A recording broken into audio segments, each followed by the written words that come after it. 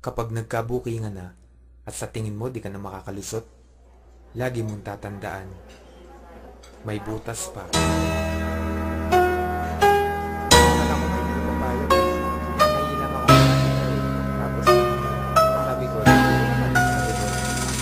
Pumayag ka. Nagulat nga ako sa sinagot mo kanina eh. Belo, hayop ka. Anong ginagawa mo dito?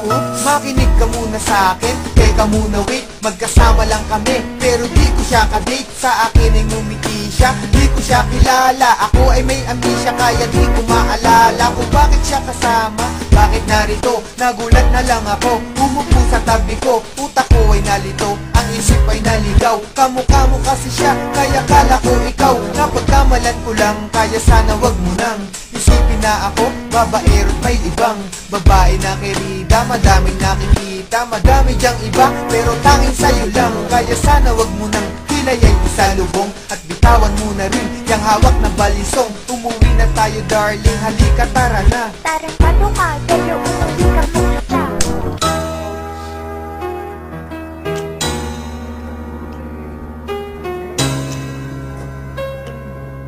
Alis na ng labi mo.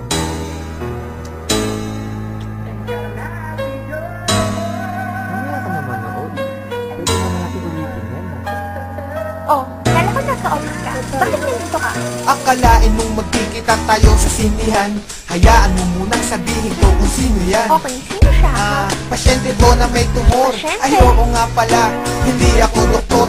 Kasi naman gusto daw niyang manood. Naawa naman ako, kaya ako sumunod. Sinamahan ko na siya sa dilim kasi duwag yan. Hawak ko kamay niya, kasi bulag yan. Dapat alalayan, baka mawala yan. Pero nandiyan ka pala, di ko na malayan. Siya'y hinalikan at kaya ko nagawa yan. Nausog ko siya, kaya aking nilawayan. Bala kong punasan, kasi nabasayan. Hawak ko yung panty niya, kala ko basahan. Kusang bumaba, pero di ko binabayan. Mga palusot ko, lulusot kaya yan.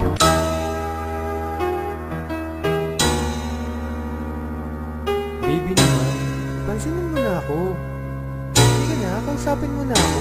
Ano bang problema natin? Maghiwalay na tayo. Bakit naman? Wala naman akong ginagawa ah. Wala naman yun eh. Ilang beses na kitang nanguhuli ng bababae. Eh baby naman, alam mo namang Ikaw na ang pinaka, sa akin lagi bida ka. Pero bakit ka ganyan, sa akin lagi duda ka. Kung nakita mong nakasama ko yung mga chick, di sa'kin yung kundi kay Yawasap at sa kasing. Dahil ako ay tapat at hindi nagsinungaling. Sa ibang babae, di nahuhumaling at hindi nabaling. Aking pagtingin, ako may napatingin. Yun lang ay baka sakaling mapuna nila na hindi na ako available. Layo ng mga hot chick, DL ko ay flammable. Baka lumiyab, selosa yan si love. Pag ang galit umalab, ay nagiging si incredible. Bakit ba ang hirap mong pakalmahin? Anong dapat kong gawin para lang iyong maintindihan na sa buhay ko di ka pwedeng tanggalin. At ang tanging mamahalin, walang iba, ikaw pa rin. o diba? Kaya bati na tayo. Huwag ka na magalit. Sandali lang, may tumatawag sa akin. Hello? Oh, hello. Ba't tumawag ka? Kasama ko